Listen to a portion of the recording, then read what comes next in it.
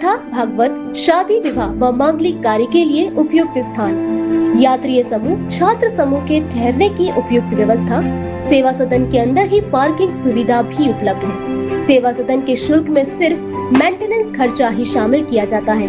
संपर्क कीजिए Ram Narmada Parshuram Seva Sadan, Saint Andrews school road, Karmayogi enclave, Kamla Nagar, Agra. Mobile number 9720002952।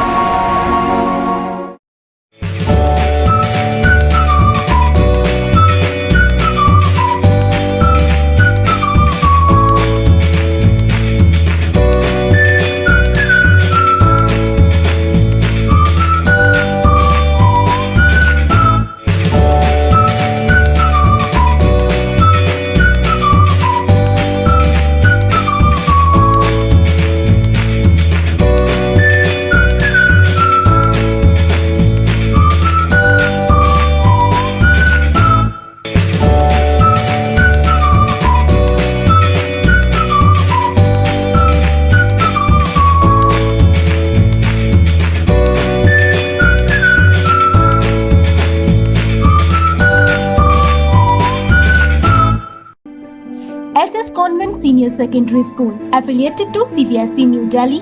Admission open nursery to 12th standard. Silent features, ideal education with moral values, fun-filled activities for primary classes, quality education with affordable fees, regular parents counseling, science lab, computer lab facility, efficient and friendly staff, smart classes, e-care facility, swimming pool and CCTV security, transportation facility to join Happy and Happening campus. Please contact North Karmyogi Enclave, Kamlanagar, Agra. Contact 8077492195 and 8077492196.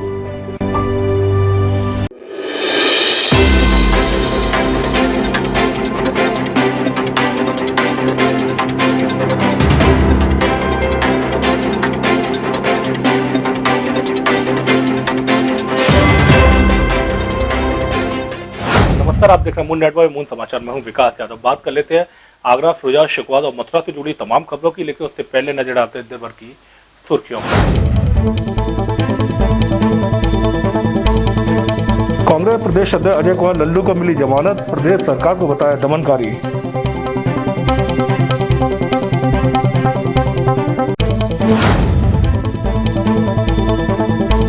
Sapa ने पीड़ित की 2 बहनों को दिए 50-50 हजार रुपए। बलात्कार के बाद की गई थी मासूम की हत्या।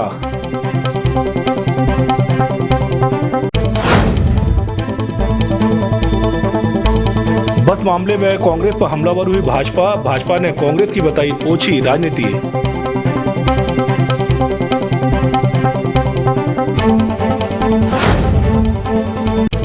एहतियात और इजाजत की कशमकश के बीच जिलाधिकारी ने की व्यापारियों के साथ बैठक। ईद में बाजारों में भीड़ भाड़ के चलते ईद के बाद बाजार खुलने पर प्रशासन ने दिया जोर। कांग्रेस प्रदेश अध्यक्ष अजय कुमार लल्लू को हिरासत में लिए जाने के बाद कांग्रेसियों में तीखा आक्रोश है। आपको बताते चले कि बीती रात से उत्तर प्रदेश के राजस्थान बॉर्डर पर कांग्रेस प्रदेश अध्यक्ष अजय कुमार लल्लू को आगरा पुलिस ने हिरासत में लेकर मुकदमा दर्ज किया था। कांग्रेस प्रदेश अध्यक्ष को छोड़े जाने की मांग पर अड़े कांग्रेस पुलिस लाइन के बाहर धरना प्रदर्शन कर रहे हैं। कांग्रेस प्रदेश अध्यक्ष अजय कुमार लल्लू को आगरा दीवानी में मजिस्ट्रेट के सामने पेश किया गया। मजिस्ट्रेट के सामने पेश हुए अजय कुमार लल्लू और कांग्रेस नेता विवेक बंसल को 20-20 हजार के निजी मुचलके पर सशर्त रिहा किया गया। इस दौरान कांग्रेस प्रदेश अध्यक्ष अजय कुमार लल्लू और कांग्रेस नेता विवेक बंसल को पुलिस लखनऊ लेकर जा रही है। मीडिया से बात करते हुए कांग्रेस के प्रदेश अध्यक्ष अजय कुमार लल्लू ने कैमरे पर बेबाकी से उत्तर प्रदेश सरकार के मुख्यमंत्री योगी आदित्यनाथ से आग्रह किया है कि वह चाहे जितने भी मुकदमे लिखवा दें, अजय कुमार लल्लू को जेल भेज दें, मगर प्रवासी मजदूरों के लिए उपलब्ध कराई जाने वाली बसों की अनुमति दें। जिस तरह यह सरकार लगातार दमन करना चाहती है, सत्ता के अहंकार में पूरी तरह मशगूल है, वो लाख दमन करना चाहे कर ले। अजय लल्लू न जेल से डरा है न लाठी से डरा है। राजनीति में जेल और मुकदमे इनाम होते हैं और उस इनाम को झेलने के लिए तैयार हूं। बार बार आप सताओगे, दबाओगे, अजय लल्लू जुल्मी कब तक जुल्म करेगा? सत्ता के गलियारों से जर्रा जर्रा डूब रहा है इनकलाब के नारों। इस दौरान कांग्रेस के प्रदेश अध्यक्ष अजय कुमार लल्लू ने आगरा जिला प्रशासन पर भी तीखी टिप्पणी की है। दरअसल आपको बताते चले कि उत्तर प्रदेश और राजस्थान के बॉर्डर आगरा फतेहपुर सीकरी थाना क्षेत्र में राजस्थान की रोडवेज बसों को यूपी सीमा से होकर गुजारने के मामले में अजय कुमार लल्लू के खिलाफ आगरा के फतेहपुर सीकरी थाने में धारा 188, 269, 3 महामारी एक्ट के तहत मुकदमा दर्ज किया गया है। इसी मुकदमे के अंतर्गत कांग्रेस प्रदेश अध्यक्ष अजय कुमार लल्लू को दीवानी में न्यायिक मजिस्ट्रेट के समक्ष पेश किया गया। कांग्रेस प्रदेश अध्यक्ष अजय कुमार लल्लू ने न्यायिक मजिस्ट्रेट में 20-20 हजार के निजी मुचलके पर सशर्त रिहा किया गया है। बसों को जाने दीजिए, अनुमति दीजिए ताकि वो मजदूर अपने घर को पहुंच सके। उनसे किस बात का बदला ले रहे हैं? अरे हमें जेल भेज दीजिए, एक बार नहीं कितनी बार जेल भेज दीजिए। अजय लल्लू बार बार जेल जाएगा, लेकिन उन मजदूरों को उनके घरों तक जाने दीजिए। अगर कांग्रेस पार्टी ने बसों को दिया है तो बसें लीजिए और उन मजदूरों को उनके घर जाने दीजिए। वो तड़प रहे हैं, बेबस हैं, लाचार हैं। इकट्ठा होकर दिल्ली में गाजियाबाद बॉर्डर पर, हरियाणा बॉर्डर पर पुलिस के लाठियों के शिकार हो रहे हैं, आपके पुलिस की लाठियों के शिकार हो रहे हैं। आखिर किस बात का बदला ले रहे हैं? मुख्यमंत्री जी और मुकदमे लाद लीजिए, लेकिन उन बेचारों को उनके घरों तक जाने दीजिए, उन बसों का इस्तेमाल करिए, अनुमति दीजिए। हम बार बार आपसे अनुमति मांग रहे हैं। कांग्रेस के प्रदेश अध्यक्ष अजय कुमार लल्लू को हिरासत में लिए जाने के बाद कांग्रेसियों में तीखा आक्रोश है। दरअसल आपको बताते चले कि प्रवासी मजदूरों को उनके गंतव्य पर पहुंचाने के लिए कांग्रेस ने 1000 बसें दिए जाने का ऐलान किया था। यह बसें राजस्थान से उत्तर प्रदेश की सीमा होते हुए नोएडा और गाजियाबाद पहुंचनी थी और इन बसों को रवाना करने के लिए कांग्रेस के प्रदेश अध्यक्ष अजय कुमार लल्लू उत्तर प्रदेश के और राजस्थान के बॉर्डर भरतपुर पर पहुंच गए थे। मगर जिन बसों की सूची उत्तर प्रदेश सरकार जिला प्रशासन आगरा को दी गई थी, बताया जा रहा है कि इन सूचियों में तकरीबन 120 वाहनों का नंबर गलत पाए गए हैं, जिनको लेकर यूपी सरकार और जिला प्रशासन आगरा ने इन बसों को बॉर्डर पर ही रोक दिया है और अभी तक इन बसों को रवाना नहीं किया गया है। साथ ही साथ लॉकडाउन का उल्लंघन करने वाले कांग्रेस के प्रदेश अध्यक्ष अजय कुमार लल्लू के खिलाफ धारा 188, 269, 270 और 3 महामारी एक्ट में मुकदमा दर्ज किया गया है। कांग्रेस प्रदेश अध्यक्ष अजय कुमार लल्लू को हिरासत में लिए जाने के बाद कांग्रेसियों में तीखा आक्रोश है। बीती रात से ही कांग्रेस के प्रदेश अध्यक्ष अजय कुमार लल्लू आगरा पुलिस लाइन में पुलिस हिरासत में मौजूद हैं। तो उन 869 बसों को जाने की अनुमति दी जाती। बाकी प्रियंका जी ने कह दिया कि 200 बसों की सूची आज हम और दे देंगे, तो आप इंतजार कीजिए। 200 जो 4 दिन से बसें खड़ी हुई हैं, तो उससे अब तक मैं समझता हूँ कि हजारों श्रमिक अपने घर पहुँच गया होता। वो तपती धूप के अंदर जिस तरीके से सोशल डिस्टेंसिंग का को छोड़ करके और एक झुंड का झुंड मैदानों में बैठा है, वो अपने घर पहुँच जाता, अपने बाल बच्चों के पास होता, अपनी जीवन याचिका को आगे बढ़ाने का काम कर रहा होता। लेकिन मैं समझता हूं कि जिस तरीके से राजनीति हो रही है, बड़ी गंदी और निम्न स्तर की राजनीति उत्तर प्रदेश की सरकार खेल रही है। कांग्रेस के नेता इस कार्रवाई को उत्तर प्रदेश सरकार की तानाशाही बता रहे हैं। साथ ही साथ जिला प्रशासन पर भी गंभीर आरोप लगाए जा रहे हैं। बीती रात से कांग्रेस के प्रदेश अध्यक्ष अजय कुमार लल्लू आगरा पुलिस लाइन में मौजूद हैं और उन्हें पुलिस हिरासत में लिया गया है। तो वहीं पुलिस लाइन में कांग्रेस प्रदेश अध्यक्ष अजय कुमार लल्लू को रिहा किए जाने को लेकर आक्रोशित कांग्रेसी पुलिस लाइन के बाहर धरना दे रहे हैं। तो वहीं पुलिस लाइन आगरा को छावनी बना दिया गया है। पुलिस के आला अफसर मौके पर मौजूद है। लगातार कांग्रेसियों से बातचीत का दौर जारी है। कांग्रेस के नेता कहते हैं कि बसों को लेकर भारतीय जनता पार्टी ने हंगामा खड़ा कर दिया है और प्रवासी मजदूरों को पहुंचाने वाली बसों को जबरन रोक दिया गया है। कांग्रेस के वरिष्ठ नेता सुमित विभव इस कार्रवाई को उत्तर प्रदेश सरकार जिला प्रशासन आगरा की तानाशाही बता रहे हैं। देखिए, सबसे पहले तो उदासीनता मानता हूं मैं भाजपा की सरकार की, मुख्यमंत्री जी की। जिस प्रकार एक मानवीय दृष्टिकोण रखते हुए प्रियंका जी ने 1000 बसों का प्रदेश सरकार को ऑफ़र दिया था और अब उसके ऊपर इतनी ओछी राजनीति हो गई। 880 बसों के नंबर हैं, 120 अगर त्रुटिवश कहीं की गलती हो भी गई है तो यार 880 बस तो लगाओ काम के ऊपर। 880 बसों से कम जो लाखों हज़ारों मजदूर जो बेघर मतलब बेघर खाने के बेघर पानी के पड़े हुए हैं सड़कों के ऊपर, वो तो अपने स्थान तक पहुंचते। लेकिन पता नहीं अजीब राजनीति है, अब वो 120 880 पे भारी पड़ गए हैं। तो इस तरीके की राजनीति हो रही है। प्रदेश अध्यक्ष जी ने आकर के विरोध प्रकट करने की कोशिश की तो उन्हें उठा करके बंद कर दिया। तो ये तो तानाशाही है। इस तानाशाही के खिलाफ तो अब हम लोग तो आवाज़ उठाते रहे और हमेशा आवाज़ उठाएंगे तानाशाही के। बहरहाल कुछ भी हो, कांग्रेस और भारतीय जनता पार्टी बस दिए जाने के मामले आमने सामने हैं। आरोप प्रत्यारोप का दौर चल रहा है और ऐसे में अपने घर पहुंचने वाला प्रवासी मजदूर दोनों राजनीतिक दलों की राजनीति के बीच में ही फंस गया है।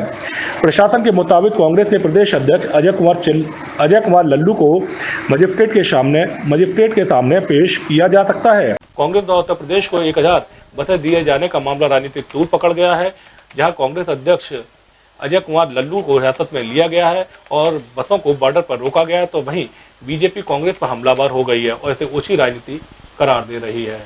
प्रवासी मजदूरों को उनके घर पहुंचाने वाली बसों की व्यवस्था अब अव्यवस्था बनती जा रही है। भारतीय जनता पार्टी और कांग्रेस आमने सामने हैं। पिछले 24 घंटे से पत्र युद्ध अब शीत युद्ध और नारेबाजी में तब्दील हो चुका है। प्रवासी मजदूरों को घरों तक पहुंचाने के लिए बसों की मांग पर अड़ी कांग्रेस पीछे हटने को राजी नहीं है, तो वहीं भारतीय जनता पार्टी लगातार कांग्रेस पर हमलावर हो रही है। बीजेपी के विधायक योगेंद्र उपाध्याय ने इस मामले में कांग्रेस पर जमकर हमला बोला है। बीजेपी विधायक योगेंद्र उपाध्याय कहते हैं कि उत्तर प्रदेश के मुख्यमंत्री योगी आदित्यनाथ ने खुद बसों की व्यवस्था की, हजारों प्रवासी मजदूरों को उनके घर सुरक्षित पहुंचाया गया। ऐसे में कांग्रेस ओछी राजनीति कर रही है और यह समय राजनीति करने का नहीं बल्कि महामारी में एक साथ लड़ने का है। देखिए, कांग्रेस हर चीज़ पे राजनीति करती है, जबकि ये राष्ट्रीय संकट है। इस पर राजनीति नहीं होनी चाहिए। राष्ट्रीय संकट में सहयोग और समस्याओं का निराकरण कैसे हो, ये करना चाहिए।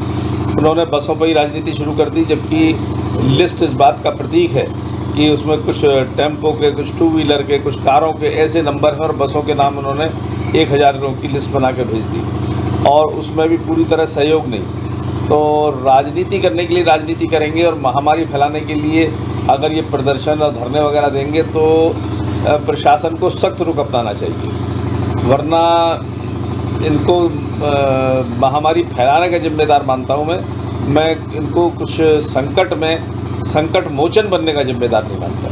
एक तरफ कांग्रेस तो दूसरी तरफ बीजेपी एक दूसरे पर आरोप प्रत्यारोप लगा रहे हैं, मगर प्रवासी मजदूरों की यह व्यवस्था सुधरने का नाम नहीं ले रही है। कि आज ये जो भी सरकार है वो ये कह रही है कि इनमें बीमा नहीं है, फिटनेस नहीं है, ये टेम्पू नंबर है। अगर यही गाड़ी जब चुनाव होते हैं तब ये सरकार नहीं देखती है कि इसमें बीमा फिटनेस है कि नहीं। जब चुनाव होते हैं तब इनको अधिग्रहण किया जाता है, तब कोई नहीं देखता। अगर किसी पार्टी की रैली होती है तब ये नहीं देखा जाता कि इन पर क्या कागज है और क्या नहीं है, ड्राइवर पे लाइसेंस है या नहीं है, तब ये कहाँ चले जाते हैं नियम। और आज ये नियम कैसे हो गए? यानी केवल ये नियम गरीबों के लिए बनाए गए हैं, प्रवासी मजदूरों के लिए बनाए गए हैं। हम गरीब जो भी है जितना भी चला जाता पहुंचता तो अपने घर वैसे भी मर रहे हैं, वो तो भूख से मर रहे हैं। ये मान लो कि उनकी फैक्ट्री बंद हो जाएंगी बड़े लोगों की। तो क्या है, फैक्ट्रियों के लिए सरकार चल रही है और क्या है? नहीं, फैक्ट्री मालिक के लिए थोड़ी ना सरकार चलती है। और क्या है, ये चले जाएंगे तो फैक्ट्री कौन चलाएगा? केवल ये देखिए कि ये कह रहे हैं कि टेम्पू, मोटरसाइकिल और स्कूटरों के कागज भेजे हैं। यहाँ से यहाँ तक लाइन लगी हुई है गाड़ियों की। आप ये बताइए इसमें कौन सी एम्बुलेंस है, कौन सी मोटरसाइकिल है और कौन सी वो है? लगातार भारतीय जनता पार्टी अब कांग्रेस को घेरने में लगी है। भारतीय जनता पार्टी के पूर्व महानगर अध्यक्ष विजय शिवरे का कहना है कि कांग्रेस के द्वारा भेजी गई सूची में 120 से भी ज्यादा वाहन गलत पाए गए हैं। उसके बावजूद भी कांग्रेस लगातार उत्तर प्रदेश में जबरन वाहन ले जाने की अनुमति पर अड़ी है। भारतीय जनता पार्टी के नेता कांग्रेस पर हमलावर होते हुए इसे ओछी राजनीति करार दे रहे हैं। इस महामारी के अंदर ओछी राजनीति नहीं करनी चाहिए। जब आपके पास 1000 बस थी तो उसको सूचीबद्ध, मैं ड्राइवर और क्लीनर, मैं फिटनेस सर्टिफिकेट के प्रदेश सरकार को सूची सौंपनी चाहिए। जांच के उपरांत उसमें भंडाफोड़ हुआ आपका कि आपने एम्बुलेंस, टेम्पू, स्कूटर, मोटरसाइकिल के नंबर भी उसमें दिए, इसलिए इस प्रक्रिया के अंदर देरी हुई। लेकिन हम उस प्रवासी मजदूरों के साथ भारतीय जनता पार्टी का शीर्ष नेतृत्व, यशस्वी मुख्यमंत्री योगी आदित्यनाथ जी निरंतर लगे हुए हैं। और कल माननीय रेल मंत्री पीयूष गोयल जी ने कहा भी है, माननीय योगी जी ने भी कहा है कि मेरे जो प्रवासी मजदूर भाई हैं थोड़ा धैर्य रखें, हम ट्रेन के माध्यम से और बसों के माध्यम से 10,000 बस परिवहन मंत्रालय की चल रही हैं और 14,000 बस जो अनुबंधित बस होती हैं वो चल रही हैं खाली इस खातिर कि मेरा प्रवासी मजदूर अपने गांव तक पहुंच सके। ऐसी व्यवस्था पूरी योगी सरकार ने की है। लड़ाई वैश्विक महामारी कोरोना वायरस से होनी थी, मगर बसों को लेकर अब यह लड़ाई कांग्रेस भाजपा में हो गई है। पहले पत्र युद्ध शुरू हुआ, फिर बॉर्डर पर युद्ध शुरू हुआ, अब नारेबाजी, प्रदर्शन और शीत युद्ध चल रहा है। ऐसे में प्रवासी मजदूर भारतीय जनता पार्टी और कांग्रेस दोनों को कोस रहा है। एहतियात और इजाजत की कशमकश के बीच जिलाधिकारी ने व्यापारियों के साथ बैठक की है। लॉकडाउन 4 में आगरा के बाजार खोले जाने को लेकर जिलाधिकारी ने व्यापारियों के साथ मंथन किया है, जिसमें व्यापारियों ने अनेक तरह के सुझाव प्रशासन को दिए हैं। ईद के दौरान बाजारों में भीड़ भाड़ भरने और कोरोना संक्रमण से एहतियात को देखते हुए प्रशासन जल्द ही इन सभी सुझावों पर अपनी गाइडलाइन जारी करेगा। माना यही जा रहा है कि ईद से पहले बाजारों में कोई ज्यादा राहत मिलना अभी मुश्किल है। लॉकडाउन 4 के दौरान आगरा के बाजार किस तरह से खोले जाएं, इस बात को लेकर चिंतन मंथन का दौर जारी है।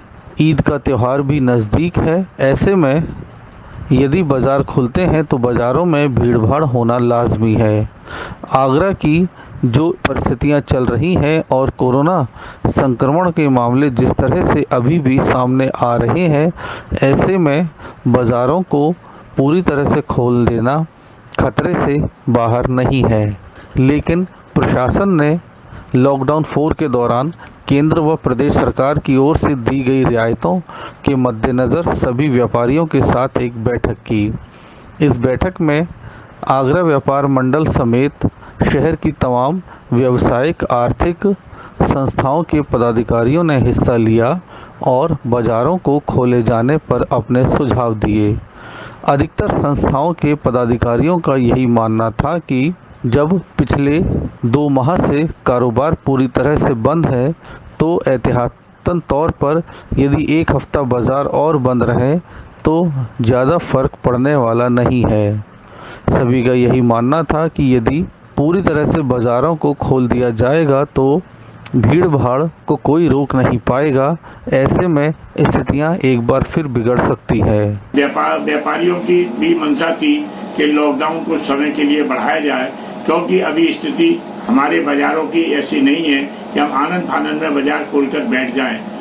मार्केटें हैं, कम चौड़ी हैं, सोशल डिस्टेंस नहीं चल सकता है, अनेक समस्याएं हैं। जैसे हमारी मुखर्जी मार्केट, कपड़ा मार्केट, अजीत मार्केट, लोहार गली, अनेक स्थानों पर। तो इस सबके और ये भी तय किया गया कि अभी जो क्वारंटीन हमारे पास है या जो पॉजिटिव केस है वो धीरे धीरे रिलीफ उनको मिल रहा है।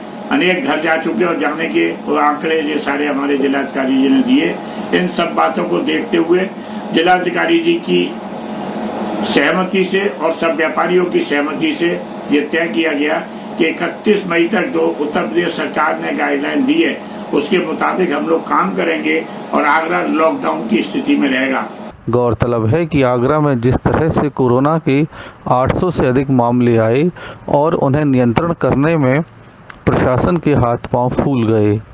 सीधे मुख्यमंत्री को इसमें दखल देना पड़ा और उनकी टीम कई दिन तक आगरा में प्रयास करती रही। जैसे तैसे प्रशासन इन आंकड़ों को नियंत्रित कर पाया है, लिहाजा ऐसे में वह भी कोई जोखिम उठाना नहीं चाहता। बैठक के दौरान तमाम संस्थाओं के पदाधिकारी आए और उन्होंने इसी बात पर जोर दिया कि फ़िलहाल बाज़ारों को पूरी तरह से खोलना सही नहीं होगा। सभी की राय थी कि ईद के बाद ही बाज़ारों को पूरी तरह से खोला जाए। हालांकि इलेक्ट्रॉनिक सामान बेचने वाली संस्थाओं का कहना था कि उनका करोड़ों का सामान दुकानों में बंद पड़ा है। यदि बाज़ार जल्द नहीं खोले गए तो उन्हें काफ़ी नुकसान हो सकता है। वहीं मिठाई कारोबारी भी अपनी दुकानें खोलने और होम डिलीवरी किए जाने पर अड़े नज़र आए। लेकिन जिलाधिकारी का यही कहना था कि कंटेनमेंट जोन से बाहर ही यह सभी गतिविधियां होंगी और फ़िलहाल स्थितियां ज़्यादातर यथावत ही रहेंगी। माना यही जा रहा है कि केवल इलेक्ट्रॉनिक सामान को होम डिलीवरी करने की अनुमति होगी और रिपेयरिंग के लिए टेक्नीशियन आ जा सकेंगे, जबकि इसके अलावा ज़्यादातर स्थितियां पूर्व की भांति ही रहेंगी। कुछ दुकानदारों ने बाज़ार खुलने से पहले अपनी दुकानों की साफ़ सफाई करने व सैनिटाइजेशन के लिए भी अनुमति मांगी थी, लेकिन इस पर भी प्रशासन की ओर से कोई सकारात्मक रुख नज़र नहीं आया।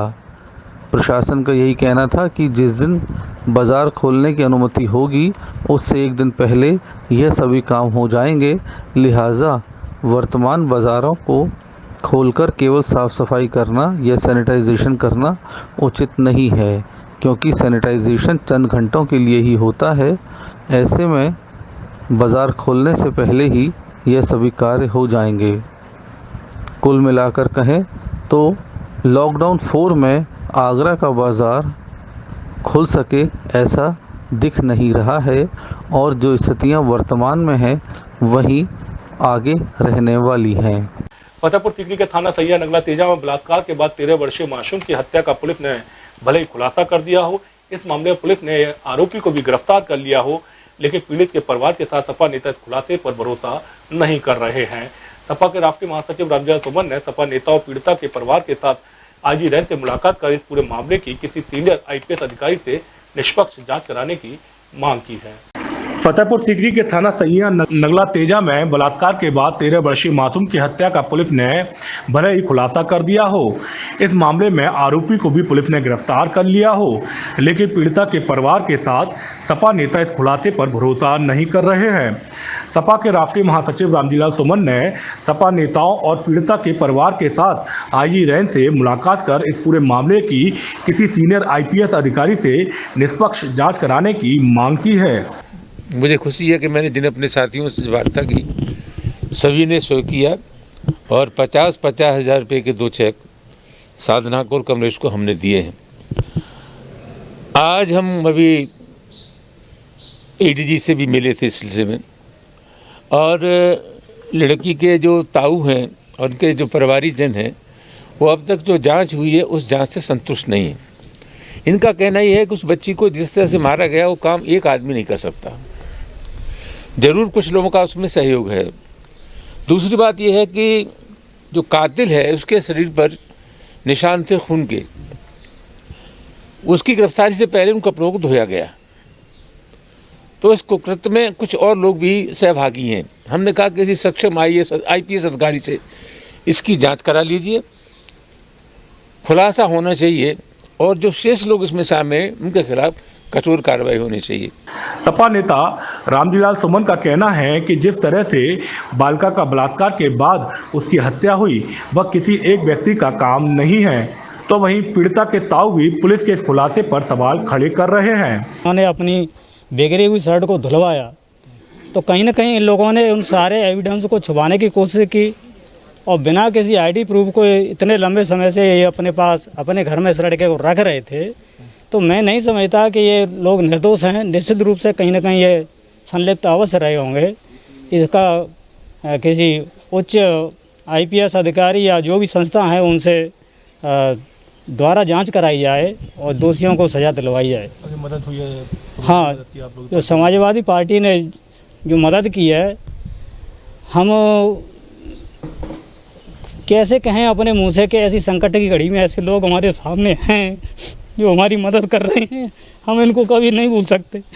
बहरहाल जिस तरह से इस खुलासे को लेकर सपा के राष्ट्रीय महासचिव रामजिलाल सुमन और मृतका के ताऊ ने सवाल खड़े किए हैं और कुछ बेहद अहम जानकारी भी दी है, इन मुद्दों पर भी पुलिस को अपनी जांच करनी चाहिए, तभी इस पूरे मामले में दूध का दूध पानी का पानी हो सकेगा। बहरहाल अब देखना होगा क्या सपा के कहने पर पुलिस अधिकारी इस पूरे मामले की दोबारा जाँच कराते हैं या नहीं। मानसून से पहले ही आगरा महापौर नवीन जैन ने आगरा के नाले की सफाइयों के लिए योजना बनानी शुरू कर दी है। महापौर नवीन जैन ने अधिकारियों को निर्देशित किया है कि 20 जून से पहले आगरा के नालों की तली झाड़ सफाई की जाए। मानसून के आगमन को देखते हुए महापौर नवीन जैन ने बुधवार को निगम के सदन कक्ष में अति आवश्यक बैठक बुक की। कोरोना संक्रमण को देखते हुए बैठक में सोशल डिस्टेंसिंग का भी पूरा ख्याल रखा गया। सभी अधिकारी तय दूरी के हिसाब से चेहरे पर मास्क लगाकर बैठे नजर आए। मानसून के दौरान शहर भर में जलभराव न हो इसके लिए बैठक में मंथन किया गया। महापौर ने बैठक में मौजूद समस्त एसएफआई को निर्देश दिए कि शहर भर के नालों की युद्ध स्तर पर तलीझाड़ सफाई की जाए, शहर की सफाई व्यवस्था को और ज्यादा दुरुस्त बनाया जाए। इतना ही नहीं, महापौर ने नाला सफाई के काम में तेजी लाने के दिशा निर्देश दिए ताकि बारिश का मौसम शुरू होने से पहले यह काम खत्म हो जाए और शहर में कहीं भी जल भराव न हो सके। महापौर नवीन जैन ने बताया कि शहर भर में छोटे बड़े मिलाकर 446 नाले हैं, जिनमें 31 बड़े और 18 भूमिगत नाले भी शामिल हैं। इन नालों की तलीझाड़ सफाई न होने पर बरसात के दौरान पानी बैक मारता है और शहर में जलभराव की स्थिति हो जाती है। इनमें से रोशन मोहल्ला, बिजली घर, अजीत नगर गेट, खेरिया मोड़ चौराहा और चर्च रोड सूरसदन पर स्थिति दयनीय हो जाती है। महापौर ने इस समस्या से निपटने के लिए अभी से सभी नालों की तलीझाड़ सफाई के निर्देश दिए हैं। 31 बड़े नालों की सफाई मशीन द्वारा की जाएगी और 397 नालों की सफाई मशीनों और सफाई कर्मचारियों के सहयोग से की जाएगी। नालों की सफाई के लिए इस समय निगम के पास chain machine, Poclain machine, JCB और ईएक्स मशीन है। महापौर ने सभी मशीनों को नाले की सफाई में लगाने के निर्देश दिए हैं। ढंग से हो, और चूंकि काम तो नाले सफाई का चल रहा है, लॉकडाउन के समय में भी हमारे नगर निगम के अधिकारी कर्मचारी पूरे तन-मन के साथ में शहर को सफाई व्यवस्था में लगे हुए हैं, उसे ठीक करने में लगे हुए हैं। कुछ नाले की जो सफाई का काम है उसको हमने युद्ध स्तर पर प्रारंभ हो, इसके लिए मैंने शहर के सभी सैनिटरी इंस्पेक्टर और हमारे हेल्थ विभाग के जुड़े हुए सभी अधिकारी, निर्माण विभाग के जुड़े हुए सभी सुपरविजन जो लोग करते हैं, सबको आज इस मीटिंग में बुलाया है और उनसे आग्रह किया है कि किसी भी सूरत में इस बार शहर भर में जलभराव ना हो। और हम कोशिश कर रहे हैं कि लॉकडाउन के कारण से भी हमें कम समय शहर के नालों की सफाई के लिए मिल पाया, लेकिन कम समय में भी हम अधिक से अधिक काम करने का एक प्रयास करेंगे। बैठक के दौरान शहर की सफाई व्यवस्था को और ज्यादा दुरुस्त बनाए जाने पर चर्चा की गई। महापौर नवीन जैन ने कहा था कि मानसून के दौरान संक्रमण का खतरा बढ़ जाता है, इसलिए इस ओर भी ध्यान देते हुए अभी से व्यवस्थाओं को दुरुस्त करना होगा। लॉकडाउन के दौरान सबसे ज्यादा दिक्कत मजदूर व किसानों के सामने आ रही है। मजदूर काम बंद होने के चलते पैदल ही सैकड़ों किलोमीटर का सफर तय कर अपने घर जाने के लिए मजबूर है, तो वहीं किसान भी लॉकडाउन में अपनी फसल मंडियों तक न पहुंचाने के चलते खाता परेशान है। बता दें, आगरा जिले में कई गाँव के किसान फालते की खेती करता है। इस समय इन किसानों की फसल पूरी तरह तैयार है, लेकिन लॉकडाउन के चलते यह किसान फालते को न तो मंडियों तक पहुंचा पा रहा है, न ही शहर और बाजार तक ले पा रहा है। ऐसे में मेहनत और लागत और काफी पैसा लगाकर किसान ने अपनी ये फसल तैयार की है। ऐसे में इन किसानों की फसल अगर मंडियों तक नहीं पहुंची तो उसके सामने रोजी रोटी का भी बड़ा संकट खड़ा हो सकता है। आइए देखते हैं हमारे संवाददाता विकास यादव की ये रिपोर्ट। लॉकडाउन के दौरान सबसे ज्यादा दिक्कत मजदूर व किसानों के सामने आ रही है। मजदूर काम बंद होने के चलते पैदल ही सैकड़ों किलोमीटर का सफर तय कर अपने घर जाने के लिए मजबूर और बेहाल है, तो वहीं किसान भी लॉकडाउन में अपनी फसल मंडियों तक न पहुंचाने के चलते खासा परेशान है। बता दें, आगरा जिले के कई गाँव का किसान फालते की खेती करता है। इस समय इन किसानों की फसल पूरी तरह तैयार है, लेकिन लॉकडाउन के चलते किसान फालते को न तो मंडियों तक ला पा रहा है, न ही शहर और बाजार तक। ऐसे में बड़ी मेहनत, लागत और पैसे लगा फालते की खेती करने वाला किसान नहीं समझ पा रहा है कि वह करे तो क्या करे। हमारा गांव आगरा डिस्ट्रिक्ट में बागा मोगनी के मामले में बहुत प्रसिद्ध है, जिसमें फालसेव की खेती इस समय होती है। इस समय फालसेव की खेती में किसान हम लगे हुए हैं, लेकिन हमारे फालसेव की खेती की कोई मार्केटिंग नहीं हो पाती है। बाहर से लोग लेने आते हैं तो कानूनी या पुलिस की वजह से वो माल को नहीं ले पाते हैं, और हम लोग तोड़ के अपने माल की हमारी लागत भी नहीं निकल पा रही है। पूरा गांव हमारी इस फालसेव की खेती की वजह से तबाह हुआ जा रहा है, बर्बादी की कगार में। हमारी शासन से अपील है कि हमें कोई राहत की या पैकेज की कोई आवश्यकता नहीं है। हमारी शासन अगर सहयोग कर सकता है तो इतना ही सहयोग कर दे कि हमारी फसल की मार्केटिंग सही ढंग से हो जाए। बता दें, फतेहपुर सीकरी के गाँव कोकथला, नगला, लाल दास, नागा, कटवारी, सहता आदि गांवों में किसान बड़े पैमाने पर फालते की पैदावार करते हैं। फालते को लेकर किसानों का कहना है कि इस समय लॉकडाउन के चलते फसल खेतों में ही सड़ रही और सरकार दिन ब दिन नई घोषणाएं कर रही है। कोई भी घोषणा किसानों तक अब तक नहीं पहुंच पाई है। फालते की जो इस समय पर कीमत है वह 20 रुपये से भी कम है। वहीं इस समय अमूमन फालते की कीमत 80 से 100 रुपये किलो बिकता था। फालसे की खेती करने वाले किसानों का कहना है कि इन गांवों से प्रतिदिन 10 ट्रक दिल्ली, जयपुर, पलवल, मथुरा, आगरा मंडियों में माल जाया करता था, लेकिन लॉकडाउन के समय प्रशासन ने किसानों के हित में कोई व्यवस्था नहीं की है, जिससे फालसे इन खेत और गांव से बाहर नहीं जा पा रहा है, जिसे लेकर वह खासे परेशान है। फालसे के किसानों ने सरकार और प्रशासन से मांग की है उनकी समस्याओं को समझते हुए तत्काल ही उनके फालसे को मंडी तक पहुंचाया जाए। ये फालसे हैं, इन्हें कोई लेने वाला नहीं है, खेतों में ही सड़ रहे हैं और ना कोई व्यापारी है ना कोई है, ये बस खेतों में ही सड़ रहे हैं जैसे तोड़वाया जा रहा है, ना तो कोई लेता है और खेतों में ही फेंकने के लिए मजबूर है किसान। क्या करे तो क्या किसान ये क्या करेगा। वहीं सपा नेता लाल सिंह लोधी ने इन गांवों में पहुंच किसानों का हालचाल जाना। सपा नेता लाल सिंह लोधी व युवा वरिष्ठ सपा नेता गौरव महान ने कहा कि इस क्षेत्र में लगभग 1000 से 1200 बीघा फसल फालसे की होती है, जो मई के माह में ही चलता है। इस समय खेतों में फालसे पड़ा हुआ है, जिससे आने वाले समय में अगर इन किसानों की नहीं सुनी तो ये किसान भुखमरी के कगार पर पहुंच जाएंगे। लेकिन प्रशासन का इस ओर कोई निगाह नहीं है। आज यहाँ के लोग, जितने भी लोग किसान हैं, जो मजदूर वर्ग के लोग जो साथ में काम करते थे, वो सभी लोग परेशान हैं। अच्छा, ये सबसे बड़ी बात, एक दिक्कत की विषय ये और है कि ये लोग जो छोटा मोटा यहाँ अपना सड़कों पर बेचने काम करते हैं, तो वहाँ पुलिस के लोग आके लाठीचार्ज करने काम करते हैं।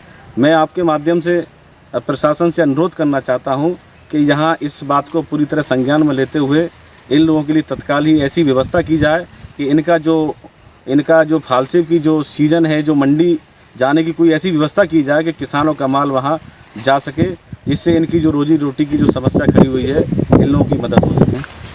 किसानों की प्रमुख खेती मई के महीने में होने वाली फालसे के लिए आज हमने किसानों का दर्द जानने के लिए आज आए। हमने यहाँ देखा कि किसान बहुत ही इस लॉकडाउन में सरकार के द्वारा कोई भी इनके लिए सुविधा नहीं दी जा रही है और इनका फसल जो फालसे का है वो खेत में ही सड़ रहा है, जिससे किसान आने वाले समय में भुखमरी के कागार पर आ जाएगा। वहीं सपाइयों ने सरकार व प्रशासन से मांग करते हुए इन किसानों की सरकार मदद करे, जिससे इनकी फसल का उचित लाभ किसानों को मिल सके, इस तरह की मांग की है। भारत विकास परिषद निकुंज शाखा द्वारा बच्चों महिलाओं को सक्रिय रखने के लिए ऑनलाइन प्रतियोगिता का आयोजन किया गया। प्रतियोगिता में विजयी प्रतिभागियों को संस्था द्वारा पुरस्कृत भी किया गया। भारत विकास परिषद निकुंज द्वारा परिवार की महिलाओं बच्चों को सक्रिय रखने के लिए विभिन्न प्रकार की मनोरंजन प्रतियोगिता का ऑनलाइन आयोजन किया जा रहा है। प्रतियोगिता की श्रृंखला में महिलाओं के लिए रंगोली प्रतियोगिता और बच्चों के लिए डांस प्रतियोगिता का आयोजन किया गया। संस्था के संस्थापक अध्यक्ष प्रमोद सिंघल, संरक्षक विनय सिंघल व सुभाष वर्मा के साथ मंजू सिंघल व पूनम सिंघल ने सभी वीरता सदस्यों को शुभकामनाएं दी। ऑनलाइन प्रतियोगिता भारत विकास परिषद के द्वारा कराई जा रही है। भारत विकास परिषद की लगभग 20 शाखा आगरा में है, लगभग 1200 परिवार आगरा में हैं। उन परिवारों के मध्य ऑनलाइन प्रतियोगिता, बच्चों के ड्राइंग प्रतियोगिता, डांस प्रतियोगिता और अलग अलग तरह की प्रतियोगिता बच्चों के साथ में, बड़ों के साथ में, महिलाओं के साथ में, रंगोली प्रतियोगिताएँ और प्रतियोगिताएँ निरंतर चल रही है, जिससे कि सभी लोग घर में रहें, सुरक्षित रहें, संगठित रहें और देश सेवा में और महत्वपूर्ण भूमिका निभाएं। यही मैं संदेश देना चाहता हूं कि ये संकट का दौर है, कोरोना काल का, सभी लोग अपने घरों पर रहें। शाखा अध्यक्ष सीए विवेक अग्रवाल, सचिव राजेश गर्ग व कोषाध्यक्ष मनीप जैन ने सभी प्रतिभागियों का मार्गदर्शन किया। इस कार्यक्रम में विशेष सहयोग संजीव जैन, निशी अग्रवाल, शगुन अग्रवाल व कल्पना अग्रवाल का देखने को मिला। तो वहीं रंगोली प्रतियोगिता में निधि अग्रवाल प्रथम, गीता अग्रवाल द्वितीय व शिवांगी अग्रवाल तीसरे नंबर पर रहीं। इस मौके पर बच्चों के लिए विभिन्न आयु वर्ग में नृत्य प्रतियोगिता का भी आयोजन किया गया। अब समय चला छोटे से ब्रेक का। ब्रेक के बाद आप कहीं जाइए, ब्रेक के उस पार एक बार फिर होगी आपसे मुलाकात। राम नर्मदा परशुराम धर्मार्थ सेवा सदन, कथा, भागवत, शादी, विवाह व मांगलिक कार्य के लिए उपयुक्त स्थान, यात्री समूह, छात्र समूह के ठहरने की उपयुक्त व्यवस्था।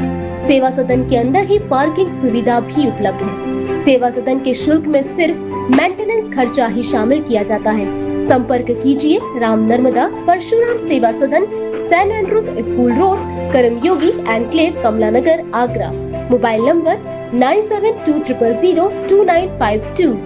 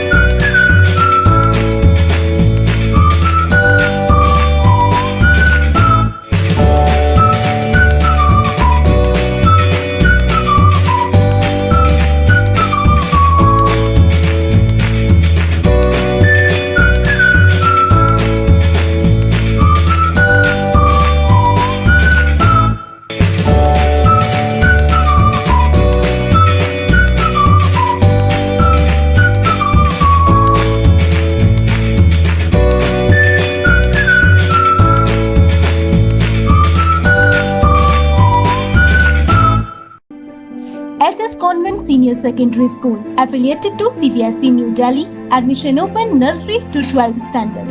Silent features, ideal education with moral values, fun-filled activities for primary classes, quality education with affordable fees, regular parents counseling, science lab, computer lab facility, efficient and friendly staff, smart classes, e-care facility, swimming pool and CCTV security, transportation facility. To join Happy and Happening Campus, please contact North Karmyogi Enclave, Kamlanagar, Agra. Contact 8077492195 and 8077492196.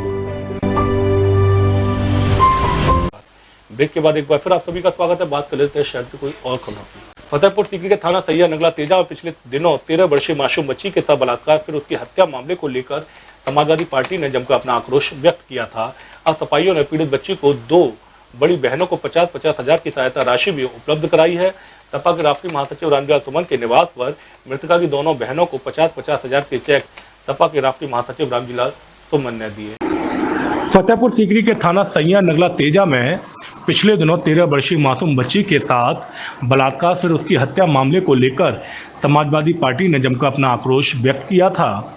अब सपाइयों ने पीड़ित बच्ची की 2 बड़ी बहनों को 50-50 हजार रुपये की राहत राशि भी उपलब्ध कराई है।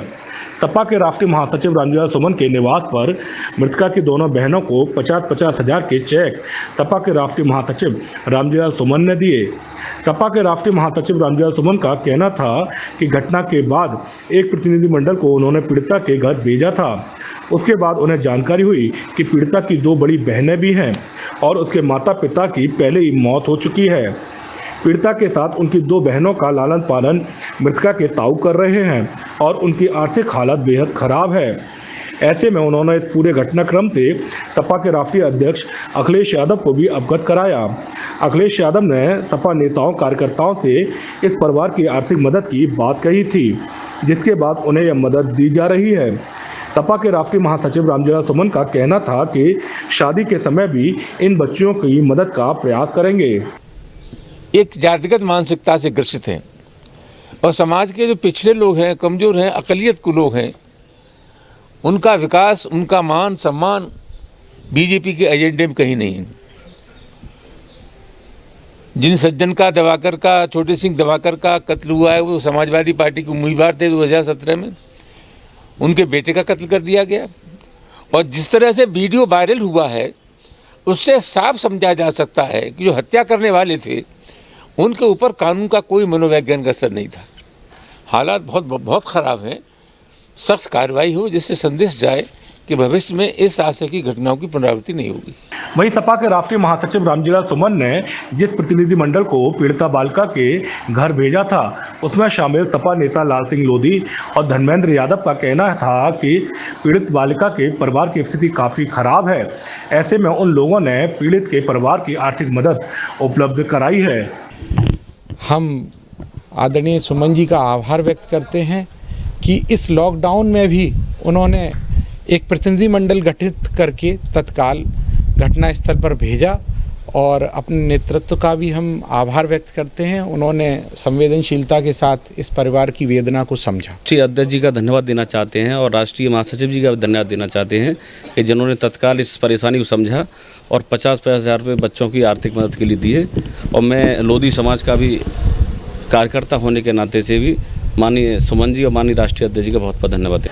वहीं लोधी समाज से आने वाली पीड़िता के परिवार की इस मदद को लेकर लोधी समाज के नेताओं ने भी खुशी जाहिर करते हुए सपा के राष्ट्रीय अध्यक्ष अखिलेश यादव और स्थानीय समाजवादी पार्टी के नेताओं को इस मदद को लेकर उनका धन्यवाद दिया है। जी का लोधी का जो बलात्कार और हत्या हुई, उनकी 2 जो अनाथ थी उनकी 2 बहनों को पार्टी की ओर से उन्होंने 1 लाख रुपया का सहयोग दिया है। और मैं फिर से एक बार धन्यवाद देती हूं क्योंकि ये पहली राष्ट्रीय पार्टी है जो समाज की इस इन बहनों को, अनाथ बहनों को सहयोग दिया है। मैं फिर से एक बार सामाजिक न्याय मंच और समस्त लोधी समाज की ओर से बहुत बहुत धन्यवाद। लोधी समाज से जुड़े पदाधिकारियों के साथ सपा भी पीड़ित के परिवार को योगी सरकार से अधिक मदद देने की मांग भी कर रही है। कोरोना का संकट जल्द से जल्द खत्म हो और आगरा ही नहीं बल्कि पूरा प्रदेश व देश एक बार फिर पुरानी रंगत में लौटे, इसके लिए जहां चिकित्सक पूरे दमखम से प्रयास कर रहे हैं, तो वहीं अब लोग धर्म का सहारा भी लेने लगे हैं। इसी कड़ी में नाई की मंडी के जैन मंदिर में एक विशेष पूजा अर्चना का आयोजन किया गया, जिसका उद्देश्य पूर्ण संक्रमण को खत्म करना था। कोरोना वायरस के प्रकोप के चलते इन दिनों सभी लोग अपने घरों में कैद हैं, तो वहीं मंदिरों में भी ताले लटके हैं। ऐसे में लोग अपने घर पर रहते हुए भी विभिन्न तरह की पूजा अर्चना व धार्मिक अनुष्ठान कर रहे हैं। कोरोना वायरस का बढ़ता संक्रमण देश में जल्द से जल्द खत्म हो और देश एक बार फिर पुराने माहौल में वापस आ सके, इस कामना को लिए मंडी में जैन समाज की ओर से विशेष पूजा अर्चना का आयोजन किया गया। बुधवार को भगवान अनंतनाथ जी की जन्म तप कल्याण के अवसर पर लॉकडाउन का पूर्ण पालन करते हुए श्री चंद्र प्रभु दिगंबर जैन मंदिर कटरा इतवारी खां शैली नाई की मंडी जैन समाज द्वारा 50 परिवारों के सभी सब परिवार ने आधा घंटे का टाइम निकालकर 8:30 से 8:30 बजे तक अपने अपने निवास स्थान पर भगवान महावीर की तस्वीर के सामने सब परिवार खड़े होकर हाथों में दीपक लेकर शुद्धि पूर्वक जिनेंद्र मंगल आरती का आयोजन किया। सोशल डिस्टेंसिंग का भी पूरा ध्यान रखते हुए सभी ने पूजा अर्चना की। सभी कटरा इतवारी खां शैली नाई की मंडी के सदस्यों ने अपने अपने घरों में भी श्री जिनेंद्र मंगल आरती की। 30 सेकंड का वीडियो एक फोटो खींचकर व्हाट्सएप ग्रुप में भेजा गया ताकि अन्य सदस्य इस मंगल आरती से उत्साहित हो सके। शाम को आरती करना और देवदर्शन करना, स्वाध्याय करना, उसी कड़ी में आज हमने सबके घरों में आरती करने का प्रोग्राम बनाया और उसमें लगभग कटरा इतवारी खां के 50 परिवारों ने शामिल होकर और बढ़ चढ़कर जो भाग लिया है वो बहुत ही देखने लायक था और वह हमारे धर्म की प्रभावना भी करता है। और हम ये जो जैन धर्म की भावना सबके मन में जो बहती हुई दिख रही है और उससे हमारा उत्साह वर्धन हो रहा है। और मैं सभी जैन धर्म परिवारों के लिए भगवान से धर्म वृद्धि के लिए भावना बाता हूँ। नमोकार मंत्र और भक्तावल स्त्रोत में कितनी शक्ति है, इससे जैनी ही नहीं बल्कि अजैनी भी परिचित है।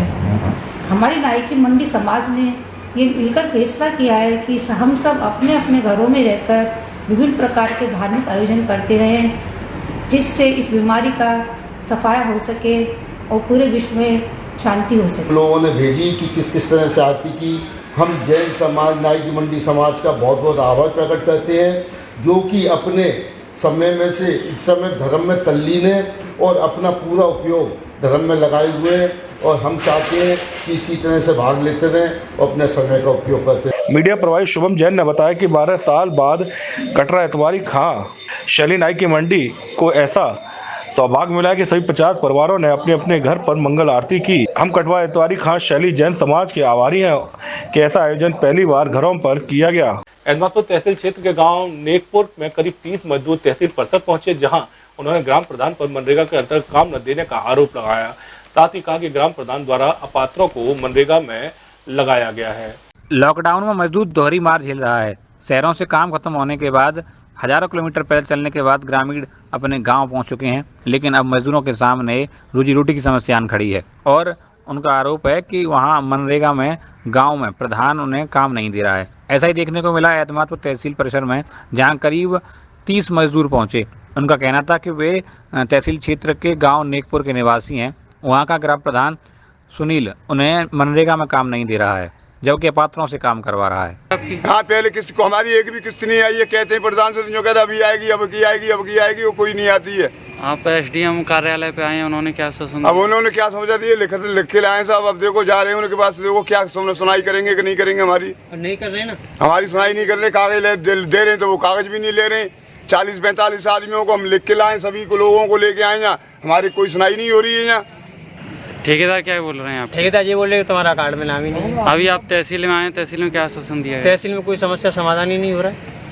क्या कुछ कहा है अधिकारियों ने? अधिकारियों ने क्या कि पर भी चल लो, ये करो वो करो, मीडिया को बुलाओ, मतलब ऐसे ही बोल रहे हैं सर। लेकिन कोई आपको सांत्वना ये नहीं दी जा रही? मतलब वहाँ से भगा रहे हैं सर। मजदूरों का कहना था कि ग्राम प्रधान द्वारा अपात्रों को काम पर लगाया गया है। जब वे ग्राम प्रधान से काम मांगने जाते हैं तो उन्हें फटकार देता है और दुर्व्यवहार करता है।